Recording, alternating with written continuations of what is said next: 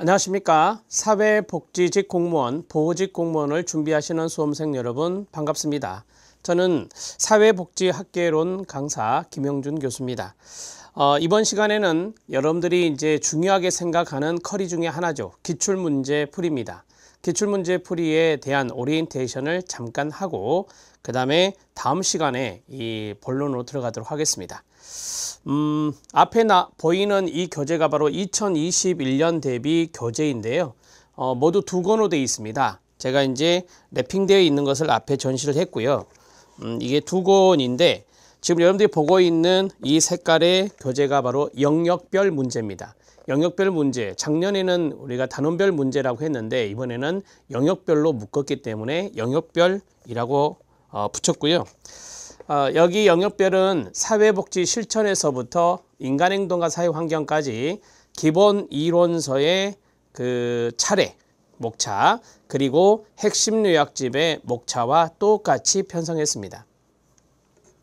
그 다음 이 교재는 이 연도별입니다. 연도별 문제인데 뭐 작년 같은 경우는 연도별로 쭉 정리를 했지만 이번에는 이 순서를 어떻게 했냐면요.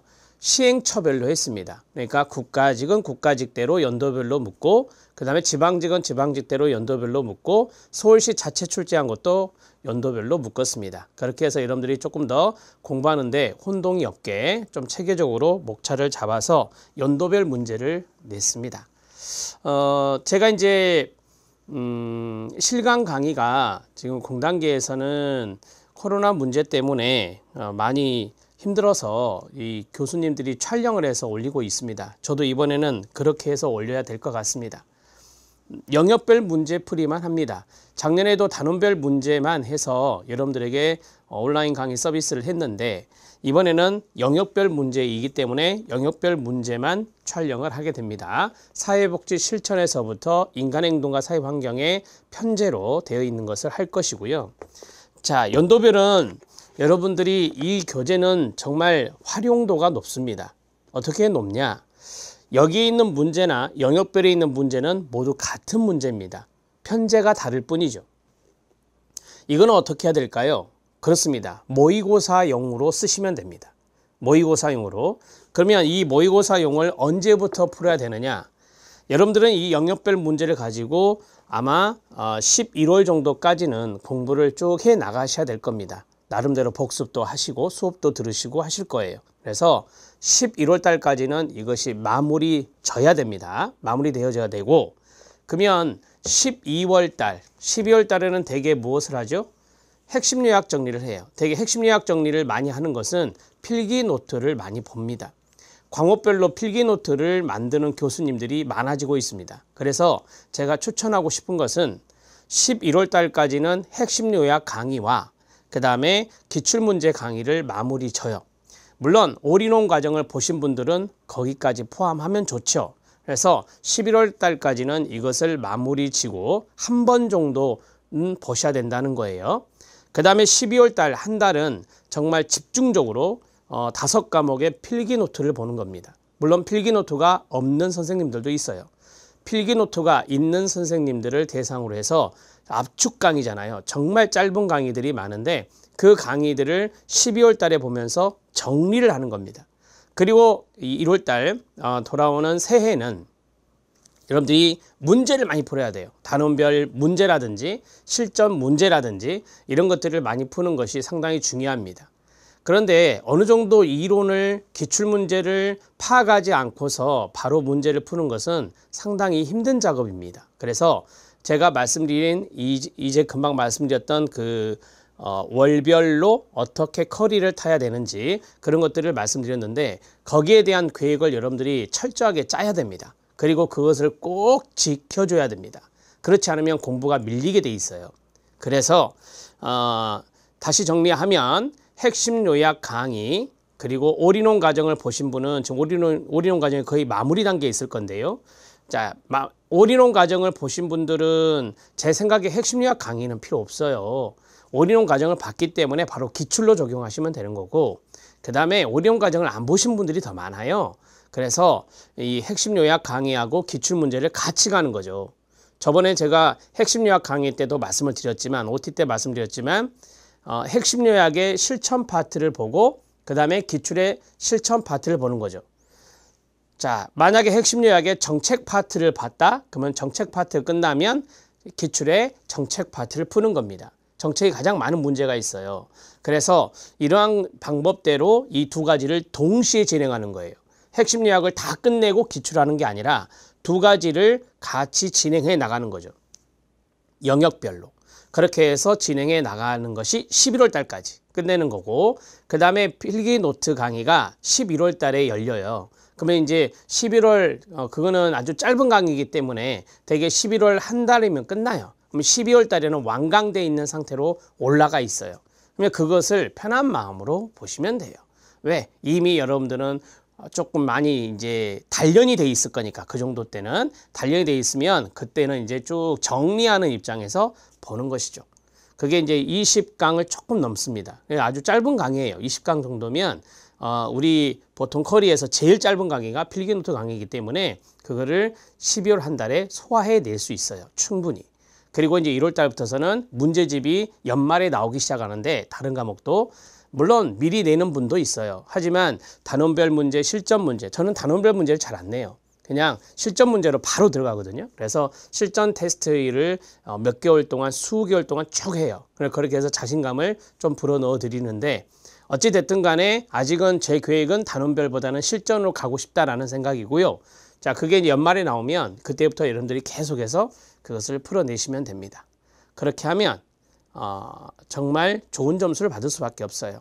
이런 프로그램을 쭉 짜서 공부를 해 주시기 바랍니다.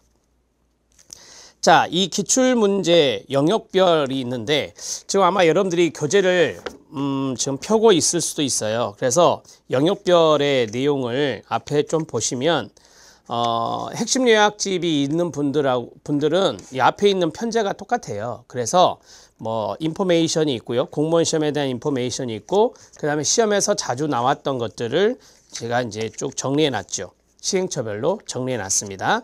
자, 그리고 각 시도별로 합격 커트라인 이런 것들이 있는데, 기출문제집이 좀 더 먼저 나왔어요. 핵심 요약집이 나중에 나오고. 그래서 핵심 요약집은 2020년도에 합격 컷 통계가 들어있는데 기출문제집에는 들어있지 않습니다. 합격 발표하기 전에 이게 이제 되어 있어서 그렇습니다. 그건 핵심 요약집에 있는 것들을 참고하시면 됩니다.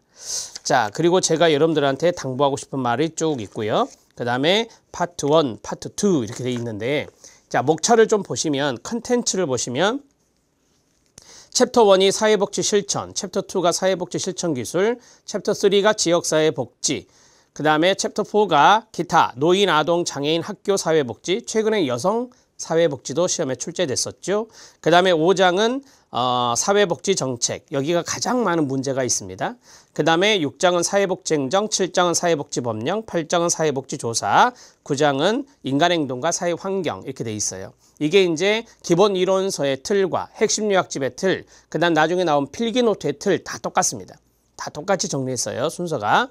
자, 그 다음에 부록에는 암기 문장이 들어있고요. 사회복지 실천 모델 정리가 들어있습니다. 도표로 들어있는데 그거를 여러분들이 좀 코팅해서 앞뒤로 하나거든요. 그렇게 해서 갖고 다니면서 보시면 좋겠다. 또 하나는 2007년부터 2020년까지 출제된 한국의 복지 영역을 정리해놨어요. 이것도 앞뒤로 딱 한 장입니다. 그래서 이것도 코팅하면 좋겠다. 그래서 이 챕터 2와 챕터 3는 여러분들이 공부할 때 좀 더 효율적으로 공부하시라고 넣어드렸습니다.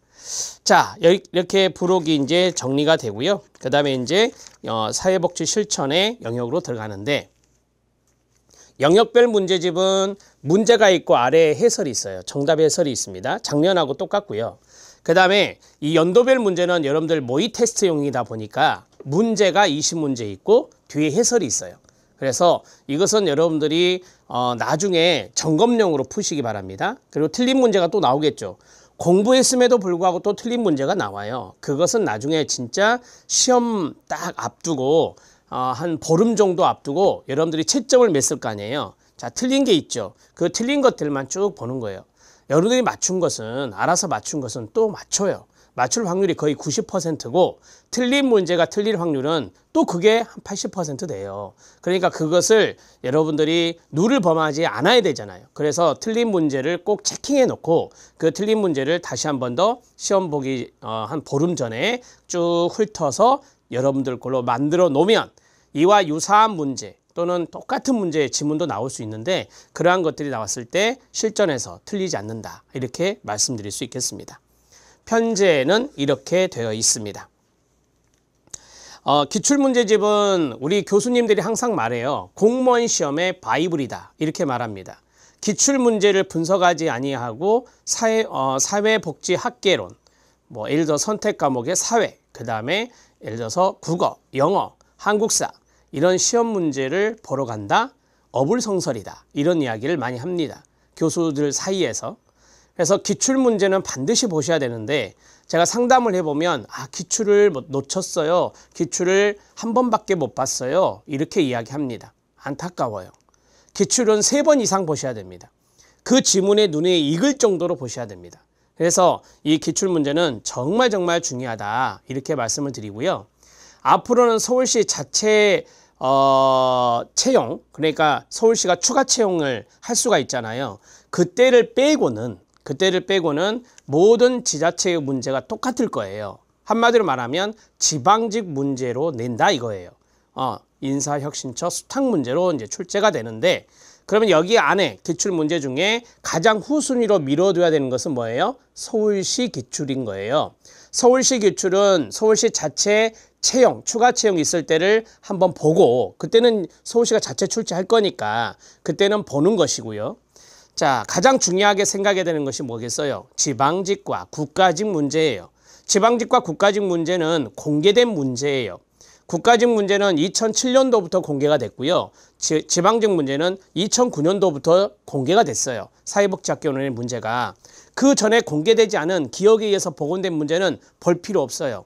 그거는 어떤 출판사가, 어떤 강사가 임의적으로 만든 문제가 많아요. 그렇기 때문에 그런 문제를 보실 필요가 없고 공개된 문제를 보시는 것이 원칙이다. 이렇게 생각하시면 돼요. 지금 여러분이 보고 있는 이 문제집은 공개된 문제들만 들어있어요. 지방직 문제와 국가직 문제가 그래요. 서울시 문제는 기억에 의해서 복원된 문제도 있고 공개된 문제도 있어요. 최근에 서울시가 문제를 공개했죠. 그렇기 때문에 그 전에 공개되지 않았던 것은 기억에 의해서 복원된 문제도 있어요. 그런데 기억에 의해서 복원된 문제 말고 공개된 문제를 보는 게 원칙이다. 이렇게 생각하시면 됩니다. 자, 그러면 이제 제가 교통정리를 해드리면 나는 보직을 공부하는 사람입니다. 라고 한다면 국가직을 1번으로 보는 거예요. 그 다음에 지방직을 2번으로 보는 거죠. 여기까지만 봐도 돼요. 서울시 문제는 약간 지엽적인 것들이 많으니까 시간이 된다면 서울시 문제를 보시고 만약에 문제에 대한 좀 뭐랄까요 갈망이 있다. 문제가 너무 없어. 그래서 문제를 좀 더 풀고 싶어. 그러면 서울시 문제를 보셔도 되고 국가직을 1번, 지방직을 2번으로 푸시면 돼요. 근데 국가직과 지방직은 인사혁신처 수탁 문제이기 때문에 거의 비슷하거든요. 출제 경향이. 그래서 풀어보셔야 돼요. 안 풀면 안 돼요. 풀어보셔야 됩니다. 자, 나는 사회복지 공무원을 준비한다라고 한다면 1번이 지방직이 되는 거예요. 1번이 지방직이고 2번이 국가직이 되는 거예요. 이해되셨죠? 그 다음에 세 번째 마찬가지로 서울시 문제 이런 것들을 푸실 수 있겠죠. 순서를 잡을 때 그렇게 잡으시라 이거예요. 여러분들이 공부하실 때 그냥 막 닥치는 대로 풀지 마시고 항상 어떠한 준비를 할 때는 나에게 맞는 맞춤형의 준비를 해야 되는 거예요. 그렇게 공부해야 되는 거죠. 그렇게 해야 또 여러분들이 중간중간에 성취감도 느끼게 되는 거고 이거 막 뒤죽박죽 돼 있으면 안 돼요. 학습 계획이라고 하는 것이 상당히 중요하거든요. 근데 참 안타까운 게 많은 상담을 해보면 학습 계획이란 게 별로 없어요. 그냥 책 잡히는 대로 하는 거예요. 그렇게 하시면 안 돼요. 그렇게 하시면 나중에 시행착오가 되고 시간이 많이 낭비가 돼요. 아까운 시간들이 다 흩어져 버려요. 그렇게 하지 마시고 이 계획을 짤 때는 너무 장기간의 계획을 짜면 이거 못 지켜요. 절대 못 지켜요. 그래서 일주일 단위로 짜시는 게 좋아요. 일주일 단위로. 내가 이제 일요일이다 오늘. 그러면 일요일 날 앞으로 일주일 동안 할 거를 짜놓는 거예요. 그리고 나서 일주일 동안 열심히 지키는 거예요. 그거를 이게 캘린더를 놓고 자기가 이제 목표를 학습 계획의 목표를 다 짰을 거 아니에요. 분량의 목표를. 그러면 X 쳐가면서 공부를 하시는 거예요. 월, 화, 수, 목, 금, 토까지. 자, 그리고 또 일요일이 됐어요. 그럼 일요일 되면 그 다음 주 계획을 또 짜는 거예요. 사람 일은 모르잖아요. 갑자기 내가 어떤 중요한 약속이 생길 수도 있고, 내가 갑자기 부모님 본가에 내려가야 되는 일도 생길 수 있고, 그러니까 한 달치 계획을 짜는 게 아니라 일주일 단위로 계획을 짜서 항상 실천해 나가셔야 됩니다. 이해되시죠? 자, 우리가 큰 틀에서 계획은 이런 거예요. 제가 앞에서 말씀드렸던 거. 나 11월 달까지 기출문제하고 핵심 요약 끝낼 거야. 그리고 나 12월 달에 필기노트 볼 거야. 그 다음에 1월 달부터는 무조건 문제풀이만 할 거야. 모든 문제 막 닥치는 대로 풀어볼 거야.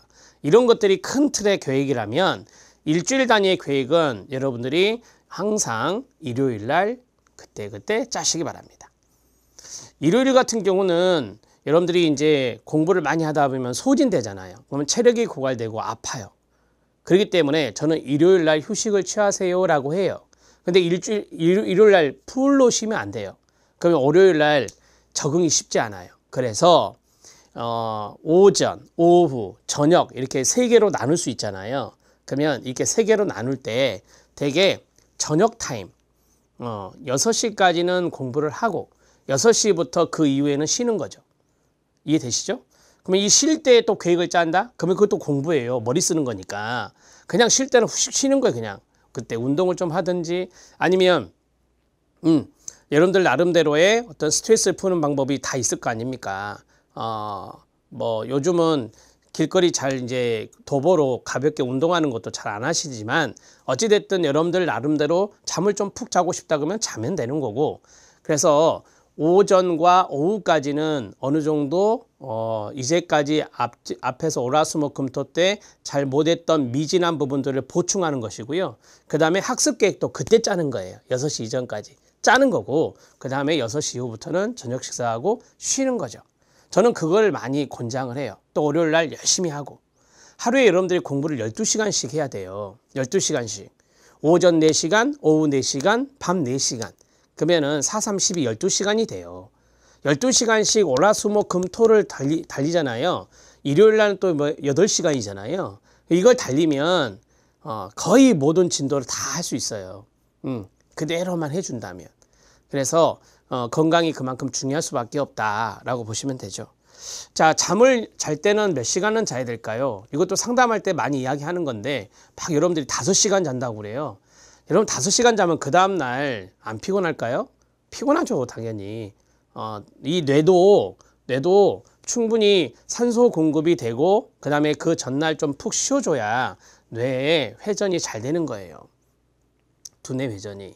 그래서 저는 최하 6시간, 그 다음에 최대 7시간 이렇게 말을 해줘요.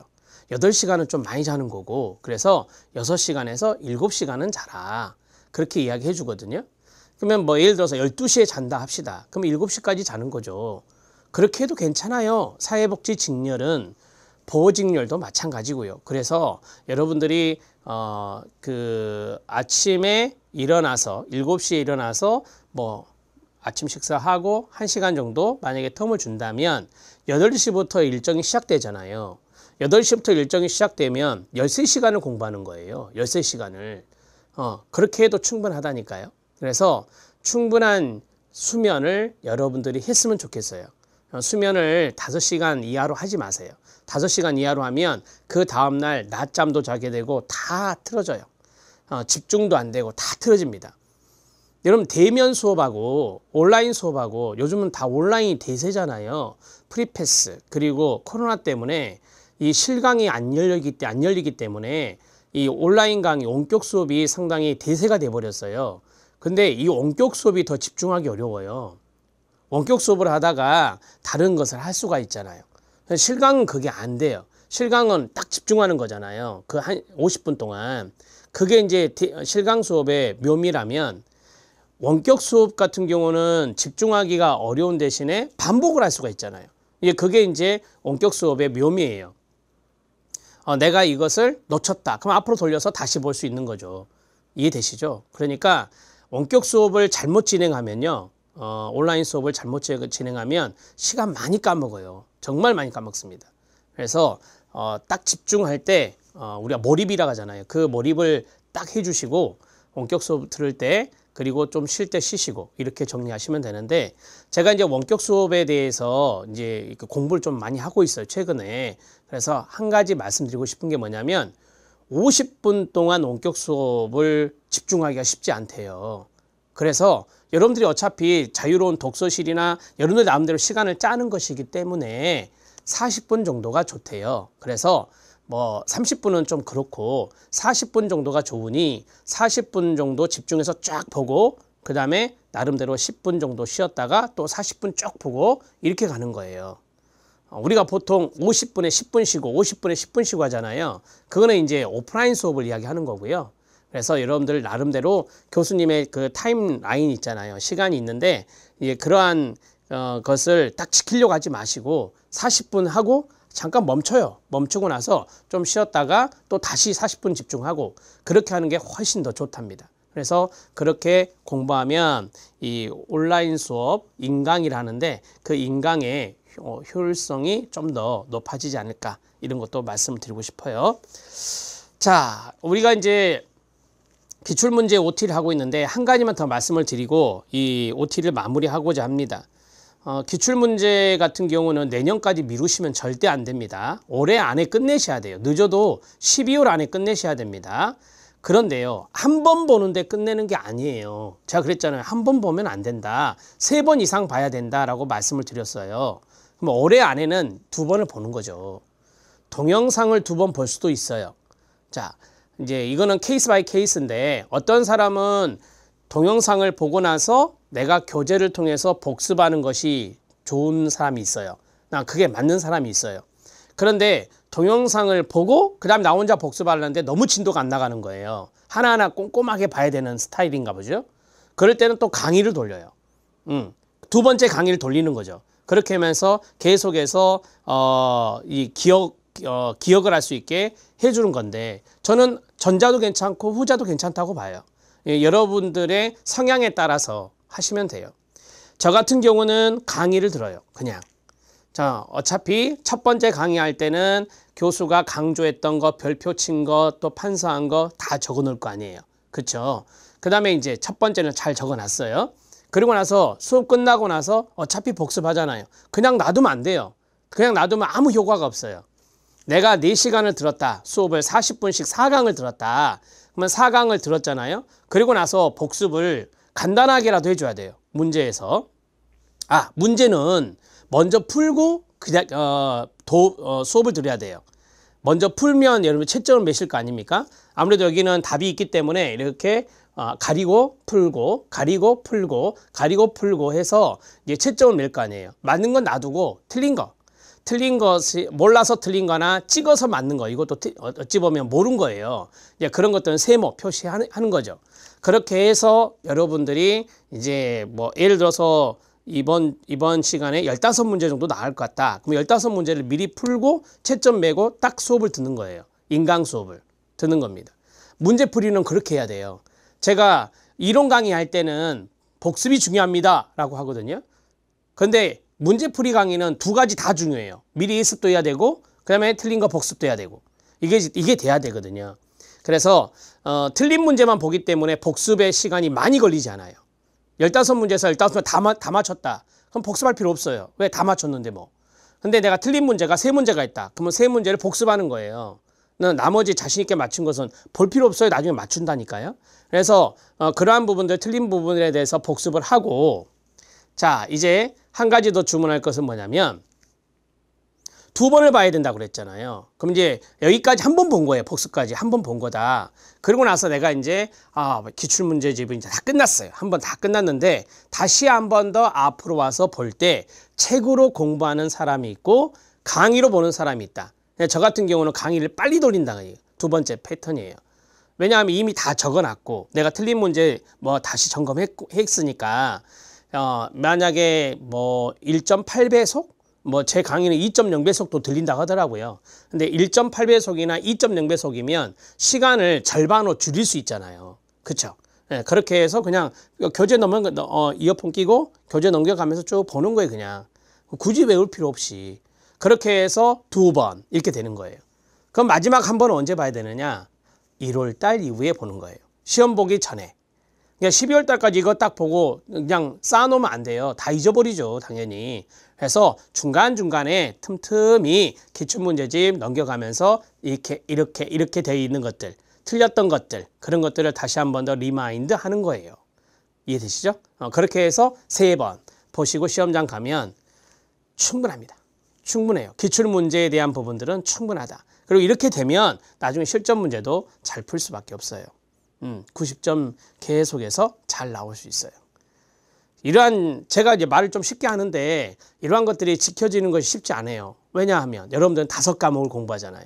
그것도 어마무시한 국어, 영어, 한국사 이런 볼륨이 많은 그런 과목까지 해야 되기 때문에 제가 좀 쉽게 말했다라고 말씀드렸지만 그래도 선택 과목에서 90점 이상 맞으면 필기 컷에 상당히 높은 점수, 그러니까 필기 컷보다 20점이나 30점 정도 높은 점수를 받을 수 있는 게 암기 과목에서 90점을 쳐야 돼요. 한국사 90, 선택 과목 2개 90, 90.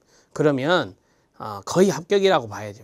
그래서 여러분들이 선택 과목을 항상 뒤에 하세요. 국어, 영어, 한국사만 열심히 달리다가 선택 과목을 뒤에 하니까 선택 과목 점수가 그리 좋진 않아요. 좋진 않아요.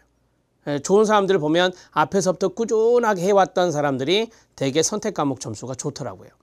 그러니까 막 나중에 벼락치기로 공부하시면 안 돼요. 선택 과목은. 절대 그렇게 공부하지 마시고 지금부터 커리대로 쫙쫙쫙 진행해 나가되 좀 효율적으로 공부를 하시면 나중에 선택 과목과 한국사에서 좋은 점수가 나올 거예요. 암기 과목이니까 꼭 외워주시고요. 외울 거는 외워야 돼요. 이거는 이해로 되는 게 아니에요. 외우십시오라고 하면 그냥 외우셔야 돼요. 그래야 이게 점수로 넘어가요. 이해하다 보면 자기도 모르게 함정에 빠져가지고 그 문제를 틀리게 되더라고요. 그래서 암기하세요 라고 하면 암기해 주시고 이거는 충분히 이해가 되는 겁니다 하면 이해로 하시면 되는 거고. 자, 그렇게 공부를 하십시오. 제가 판서를 하나도 하지 않았습니다. 이 핵심 요약 강의 때 판서를 통해서 제가 정리를 좀 해드렸으니까 그때는 판서를 좀 했고 여기에서는 그냥 가볍게 설명해 드렸습니다. 기출문제는 정말 중요한 바이블에 비유되는 것입니다. 기출문제 꼭 3번 이상 보시기 바랍니다. 다음 시간에 영역별 문제 실천 파트 거기서부터 진행하도록 하겠습니다. 열심히 공부하셔서 꼭 다음 시험에서는 넉넉한 점수로 합격하시고 면접도 잘 보셔서 여러분들 목에 공무원증, 여러분들이 이미 박힌 사진이 있는 여러분들의 공무원증이 꼭 여러분들 목에 걸렸으면 좋겠습니다. 마지막까지 최선을 다하십시오. 건강관리 잘 하시면서요. 이상 기출문제풀이 오리엔테이션이었습니다. 수고하셨습니다.